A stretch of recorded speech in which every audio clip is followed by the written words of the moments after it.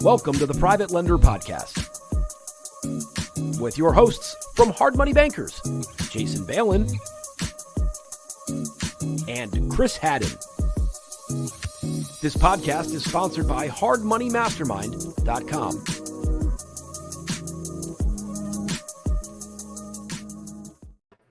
Hey everyone, thanks for checking out the Private Lenders Podcast. Chris and Jason here. And as always, sponsored by hardmoneymastermind.com. Go check it out anytime, create a free account, join the conversation with everyone else. Now, if you're a frequent listener of the podcast, you probably know that we don't have too many guests on. We don't have guests on all that frequently, so I'm excited about this one. Today we have Rodney Miller from Hard Money Partner in Oklahoma City, private lender, real estate investor, all-around entrepreneur, joining us today. Thanks, Rodney. How are you doing? Man, I'm doing good. Thanks for having me. Yeah, we appreciate you taking the time. Is that you jumping off the boat in the beginning? That was me on the boat. There's a bunch of stuff in the beginning. Yeah. Nice flip, man. I like that. Thanks. That was a fun day. Hey, listen, when you're a private lender, it's not like, the sexiest behind the scenes stuff. So we had to get creative when we built our intro and our open of videos that we've done. It looks exciting to me. You're golfing, you're flipping off boats, Yeah, because sitting in the office, typing and talking on the phone isn't all that entertaining, is it? It sucks. Yeah, I mean, if you wouldn't mind, while we get started, could you give everyone a little background? I know you have a number of different things going on business-wise, and you have throughout your career. Could you give a little rundown of that? Yeah, I've been an entrepreneur since I was 27, so a freaking long time. And I bought a chiropractic clinic years ago. I'm not a doctor, and grew it to 5 locations. We've discussed that before, and I'm actually working on an exit right now to sell it off. I've had it since I've had it 30 years or something. So, but got into real estate around 2003, flipped houses, did all that, did a few loans here and there, and did a little bit of lending, just, wasn't very good at it, but did it as a way to keep my capital working. And then got tired of flipping houses. I got tired of doing all the real estate stuff and decided I was going to do more. I love the paper side of the business. And so decided I was going to move more into the lending aspect of it. And that's when I, kind of found you guys. And I'm trying to, I'm going to sell these clinics off, and I need another thing to do because I don't want to hang out with my wife all day long. So when I retire, lending seemed like a good way to put some of that money to work when I sell my clinic. So I've been working on doing more and more lending over the last couple of years. And that's kind of where you guys came into the picture. I hired you guys to kind of consult me on that. And you guys really helped me streamline things and do it the right way. So, that's where I'm at. And that's what I do. No doubt. I mean, it's definitely private lending is definitely an attraction that I think for anyone who's owned and operated either businesses or real estate holdings, that it just ends up being easier over time. And again, just like any business, you got to start somewhere, and it takes time to kind of grow it and build it. But it's definitely kind of a natural extension, at least to a real estate operator. What types of lending deals do you think you're focusing on, or that you have done? Are they fix and flips? Are they commercial deals? Maybe walk us through kind of what types of deals you're comfortable lending on. Okay. So I started off fix and flip lending here in Oklahoma City and Tulsa. And then I started, I did a deal with a realtor, brought me a marijuana grow operation because marijuana is legal here. And so there was a house on it and land. And so I was pretty comfortable making that loan. So I loaned them, 50 cents on the dollar for the house and land, gave them some working capital to get their first crop going and all that. Well, after I did that loan, she started bringing me, she told everybody about me. I started getting a bunch of marijuana grow operation loans. And so I've done 4 or 5 of those. They have to have a land. They have to have a building or a house on them. I prefer a house because, if I ever have to take it back, it'd be easier to and I only go 50 cents on the dollar on those. But I've done several of those. And so I feel like I'm a little heavy on the marijuana grow operations, and the price of marijuana is dropping pretty fast. So I'm slowing down on that. So I'm turning away a lot of those, or I'm getting really aggressive and trying to get in at 30, 40 cents on the dollar on those. But land's hot here, man. I don't know why, but land is super hot. So I don't think I'd have trouble getting rid of them. So that, and then, a couple other guys I went to my banker, and I told him what I was doing. He sent me a few people, and one guy has an oil and gas company with slow paying accounts receivable stuff. So he's got lots all over town. He just keeps leveraging, pulling money out of these lots, and I get first lien position on them. So that's basically it. Just primarily fix and flip and the BR, what's it called? BRRRR. The BRRRR. People using my money to buy the rentals and cash me out of them. So they are fix and flippers as well, not just kind of these alternative commercial assets. I like the creative stuff though. I like the creative stuff. We do a bit of that too. We have not gotten into the cannabis grow operations or the like dispensaries and stuff like that. We'll see them here and there. We just haven't pulled the trigger on one. But yeah, I do like the creative lending. I think that some lenders don't realize that they can do things other than fix and flip. Yeah. And of course you're also more versed than a lot of people. I was going to bring this up later, but it's kind of applicable now. Could you also touch a little bit on the multifamily investing and syndications that you've done? Because I think that is of interest in other ways that people who control capital can deploy it. Sure. Yeah. So I got into multifamily 5 years ago, and I found some partners and hired this big consulting group and down in Texas. And anyway, I'm pretty passive in that. I've got 3 other partners that are more involved. We have an underwriter and he's one guy that's full-time, and 2 of them are full-time now. But we went from $4 million, our first deal, $4 million, 100-unit complex in Pryor, Oklahoma. We had to raise like $1.2 million from friends and family and stuff like that. But that business has scaled like crazy. That was just the ride has been insane. But then we bought a couple more properties, started a fund. I think we raised $10 million or whatever in the first fund, and we got private equity involved. So we were able to buy. Anyway, fast forward, we've got 1,300 units 5 years later. Nice. We got $8 million sitting in an account in a fund. We've got to spend. We just can't find any deals right now because debt's so crazy, and the prices haven't really come down. But we went to Wichita, Kansas last week to look at a property. But we got money to spend. We're trying to spend it, and so it's just been a pretty cool business. But I'm pretty passive in that. Honestly, I have partners that are more involved and are full time in it. And do your partners, does your company own and operate the real estate, or are you guys capital only? We use third-party management, which we're thinking about bringing in-house.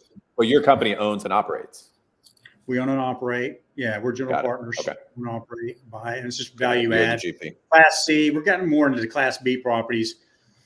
We try to buy 200 to 300 unit properties now. We've got kind of the bigger deals. We're dealing with private equity now, which is kind of a pain in the ass, but it's allowed us to scale really big, but it's been a good ride. We've learned a lot. It's been kind of, only 5 years, we're still learning. We've been doing it for 5 years, but we've done really well. We've gone full circle on 4 deals. We provided a 50% annualized return. Our average hold time is 2.3 years. Wow. And so it's been, we've done really well with our investors, and the investor base keeps getting bigger and bigger and bigger, but we just have trouble deploying the money right now. We can't seem to find. Sure. Yeah. Multifamily's been hot, very competitive over the past. It is. It's super hot, super competitive. And, sellers just aren't really coming off their prices.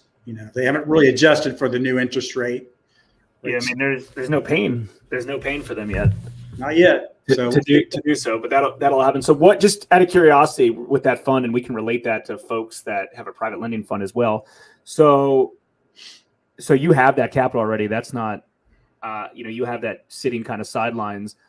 Either are you guys paying a return to those investors, right now while it's in there, or let me back that up. We have $8 million committed. Got it. Okay, good. That's better. I think we've that is better. I think we've collected 20% of that. Okay. So no, it's not. No. So no, we don't have that in the bank account. So okay, good. Well, and the reason why I was asking is I know there's some folks that want the flexibility to create a fund for the private lending space, right? And there's obviously lots of benefits of having we've never had a fund. not the most experienced expert in the fund model, but there's obviously some benefits of having a fund for the private lending space, but it does get to a point. And if you haven't been at this point before, it's hard for you to see this, where it's hard to, if someone gave me $10 million today and says, hey, I need you to deploy this for me in the next 30 days, it's like, I can't. Yeah. I can't do that. Maybe when you're earlier on in business or earlier on in the private lending business, you can, but it's challenging. Eventually the capital outgrows the amount of deals that are out there. And that's always kind of been one of the concerning factors of kind of that fund model. And depending on how it's structured, you might be responsible to, cover payments to, your capital investors and it's sitting sidelines. It has a whole nother level of stress. You got these people's money and you feel like you got to deploy it. And just, I don't know. A few years ago, a few years ago, we were cash heavy with committed capital, I would say. I don't want to say. And we made a point to our capital investors be like, listen, like, I know in the past we might have been able to, keep this all deployed, but we're just not going to be able to. So, find another vehicle for this particular stuff. And the good news is in the direct placement model, which is the model that we do, and I think you do kind of similar as well, is if you do have a bigger opportunity or have a bigger deal, typically you can hit up those capital investors and, they're willing to reinvest that capital. Oh, yeah. Always money on the sideline. Money on the sideline is not a problem. Even if, like Jason mentioned, that we have had to return some at some point, it's still there for the future, right? When the opportunities come, when the market shifts, when, and I think we're seeing a lot of that this year. Like we were saying offline before we started recording, is that a lot of lenders that we've spoken to have had a slow start to 2023. Mm-hmm. But I think in general, private lending is going to do well this year. Yeah, I agree. Like with the lack of other kinds of capital out there, real estate projects are still moving, maybe not as many. Transaction volume is down, but I think all in all, we're going to have a solid year, both in terms of volume and deal quality. Yep, I agree. I think a lot of these national lenders that were here in Oklahoma, offering that really cheap debt, and great terms and all that stuff. I think most of those have pulled out and are no longer here. So I think and there's less volume, but I think the deals have gotten better. Yeah. And here's the thing, like when all that stuff raised and those investors kind of pulled out and we still haven't seen it full circle yet, right? Like if you're in this space and you're talking to enough people, like it's there, you feel it's there. It just hasn't been public yet on some of these on this, but September and October, as these rates really went up and these buy rates for the Pier Streets and the Rock Capitals and Torax of the world, I mean, their buy rates are no cheaper than what we're all lending out at 13 and 3 or whatever. Yeah. So there's no point to kind of go that route at all. But I feel that a lot of, for the last 5 months, just because the rates were higher, I think things were kind of on a standstill or slow because the average investor out there, real estate investor, didn't want to be like, hey, listen, I'm used to 8 and 2. I know 13 and 3 is the actual rates now, or 13, 13 and 3 is the actual rates now, but I'm not ready for that. And now I think going back into the spring market, it's hit them. It's like, okay, this is just what the going rates are. Because I can tell you that over the last 4 months, nobody has said anything about 13 and 3. For the last 8 years, everyone's like, oh, that's high. If I got to do it, if I have to close fast, I'll use you guys, which we did. We ran a great business that way. But now, like nobody, it's like, oh, that's not bad. And I'm like, great. I'm like, great. Yeah, I haven't gotten. Come to think of it, I really haven't gotten any pushback on 13 and 3 in a while. So I mean, the game right now is execution. It's not price. Yeah, that's what we're selling. We're selling. We're selling execution and ease. We can do it quick and easy, and we'll be there when you need us. So one other quick tip. I mean, you're the ones should be doing the tips, but I'll just say a tip on this case, and you might benefit from this as well. But one thing that we've seen is we've kind of done some old school marketing and hit up all the original hard money lenders that have institutional capital, along with the reps that work for some of these institutional capital sources. It was like, listen, we still have capital. It's all private. It's local, it's simple, it's quick. Send me your deals. Let's figure out a way how we can participate or partner. Let's get creative, let's whatever you have to do. Maybe if you have a big brand and you're used to deploying $100 million with all institutional capital and that's gone, maybe we create a new entity and we partner in it and you bring in the deal flow and we'll bring in the capital. Like, we're trying to be very, very open-minded because a lot of those companies had access to a lot of deal flow and a lot of really good executing borrowers. They just don't have the capital anymore. So the more creative we can all be will give us the opportunities to do a lot more deals kind of going into 2023. Sure. Well, I'm in Oklahoma. I don't think we have anybody using institutional money here. I think we've got like 3 or 4 lenders here. There's not a ton of competition. I don't even know if they have websites. They might, but it's a small pool here. It really is. Yeah, I mean, there's national lenders though that are still doing stuff like that, like the Lima ones, the lending homes, lending ones. I don't even remember what their names are anymore. But like, they still have access to capital, but it's just as expensive as all of ours, and their market share is just shrinking. And eventually, like, it just won't make sense for them to do stuff anymore. Just because it's not even the cost of capital; it's just the lack of deals. Like, they're not, they're like, hey, all of us, we just need to do whatever, a handful of deals, a dozen deals, and we're happy, right? They need to be doing hundreds of deals a month in order to support their operation. So that's the beauty of, where the market is. And I don't know if you were doing any lending in 2012, but it feels right now similar to 2012, where there was just less deals. Nobody was price sensitive. They just wanted to make sure they could close. Gotcha. That's kind of what I'm seeing here. I wasn't around 2012, so I wasn't lending. I might have had a little loan out here and there, but I definitely wasn't in the business. Sure. What's your kind of next step goal inside your lending operation? I mean, I know you like to, just from knowing you, I think it's you and one other girl in your office that's kind of running stuff. I mean, is that kind of how you see that for a long period of time? Are you trying to get to a specific, target of a certain amount deployed? No, but I am setting up infrastructure to go into the Dallas-Fort Worth market. And I'm working on that right now to start advertising. And I'm from Dallas-Fort Worth. I kind of know the area. And a huge market, huge metropolitan. Yeah. market. And, in Oklahoma, our house, our loan sizes are pretty small. I'd like to get more capital out with fewer deals, and that's kind of the best, that'd be the best place for me to do it. Plus, after I sell my business here, I'll probably move back to Dallas-Fort Worth anyway. So that's like a year and a half. I got a girl in high school. So when she's out, we're probably going to go back to Dallas-Fort Worth. But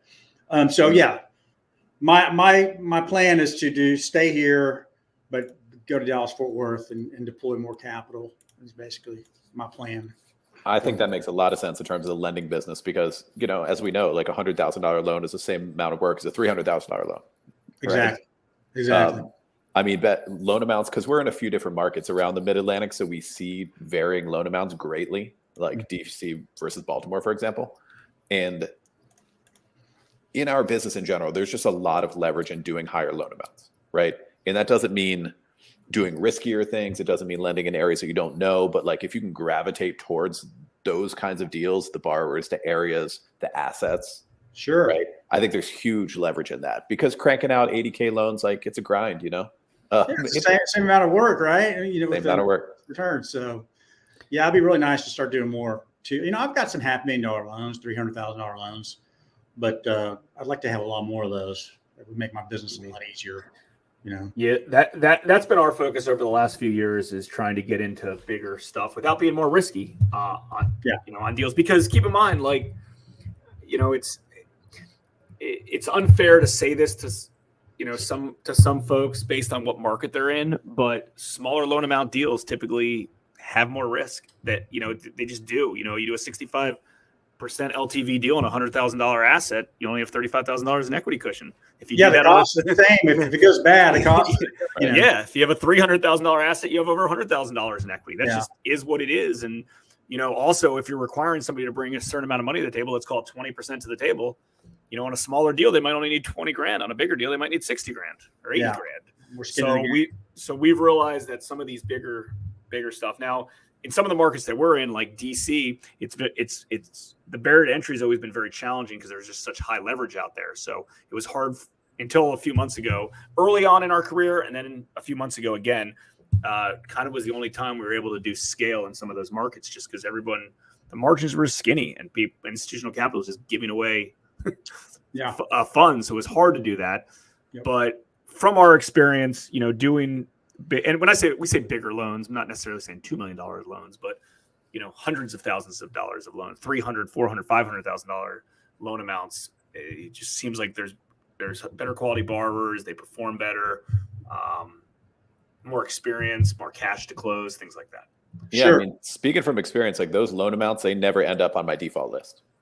And the old banking adage is that the smallest loans have the biggest problems. Really? Like, I never even thought about that. But bankers have been saying that for 100 years. Really? Yes. And that's not even a private lending thing. That is a lending thing in general. And I can tell you from experience, after doing 3,500 loans, whatever it is, it's very true, you know? And also at the same time in our market, like I'm not talking about median housing price. I'm talking about when we go down a step and we're talking about like lower dollar areas and stuff like that, more defaults are associated with those, which happen to obviously be lower loan amounts. Gotcha.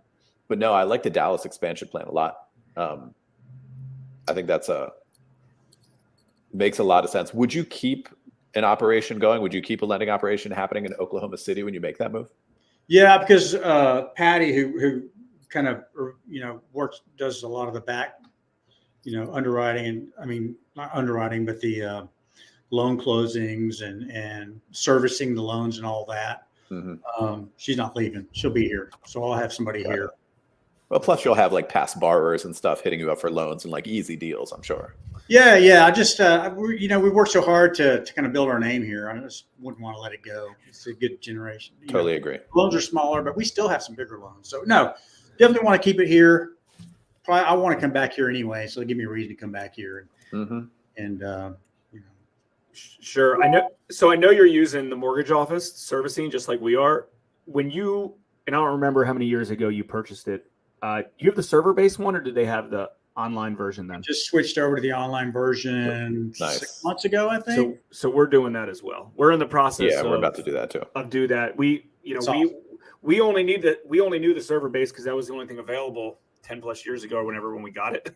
So that was all we knew. Mac guy too, because I was a Mac guy and I couldn't look at anything. I was, I know it's there's a lot of disadvantages of it, but it was a great software and we didn't want to switch over to anything.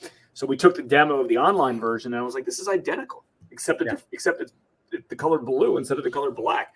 Like everything else was the same. So we were excited about that because we're going to switch over. Do you guys use their originations package, or we don't either. We just use their servicing side. Yeah. We use our Google Excel spreadsheet.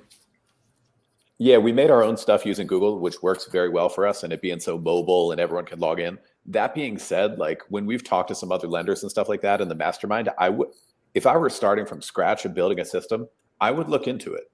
I would look into the origination to avoid some of that double data entry and being able to find everyone in one place, because we type stuff into different places. Like anytime a loan is closed or a loan is post-closed and entered into TMO by our controller, that's just manual data entry, right? Yeah.